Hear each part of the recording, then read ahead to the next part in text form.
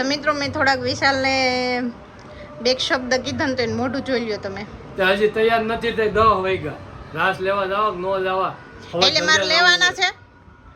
તારે નો લેવાનો હોય, અમારે નો લેવા હોય કે નો લેવા હોય? એટલે એમ નહીં, મારે રાસ નથી લેવાના મિત્રો. તો એને રાસ લેવાય કે નો લેવાય મને ખાસ કરીને કોમેન્ટ કરીને જણાવજો. મારે રાસ લેવાના નથી નવરાત્રીમાં. મારે આ વર્ષે ઓપરેશન છે તો મનાય છે, તો મને મૂકીને એનાથી રાસ લેવાય નહીં જવા દો રાસ લેવા. મારો હું વાક? તો મારો હું વાક? હું ઓપરેશન કરાવ્યું એટલે મેં ઓપરેશન કરાવ્યું તો હું તમારી અર્ધાંગીની નથી કહેવાતી? મેં પાડી હતી. પાડી ગઈ દવાખાને તમે નહોતા લઈ ગયા, ધ્યાન તમે નહોતું આપ્યું. હું ને ઓલો ડોક્ટર, એ ડોક્ટર જે હોય એની જે વાત હતી બધી વેગી. મારું કહેવાનું એમ કે હું નવરાત્રીમાં રાસ લેવા નહીં જાઉં. મને ડોક્ટરે સખત મનાઈ કરેલી છે, ત્યાં સુધી તમારે જવાશે નહીં. તો હારું લે, ગોળડું લે, હું ભૂલી જાઉં છું. તો હું હોય તો હુઈ જાવ ને, જે કરવું હોય એ કરો, પણ આજ તમારે રાસ લેવા જવા હે નહીં.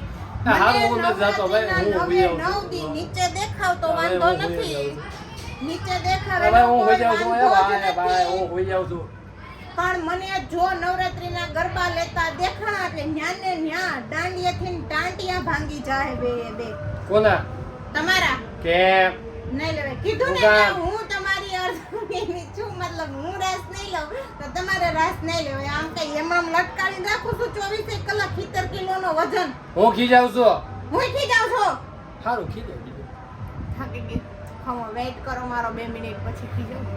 ઇમ્યુનિટી શક્તિ ઘટી ગઈ. હા, હાથે દુખવા માંડ્યો. તો ચાલો મિત્રો, અમે રાસ લેવા જઈએ છીએ. તમે જાઓ, નવરી છે, તમે રાસ લઈ આવો. જાઓ, હું નહીં લઉં.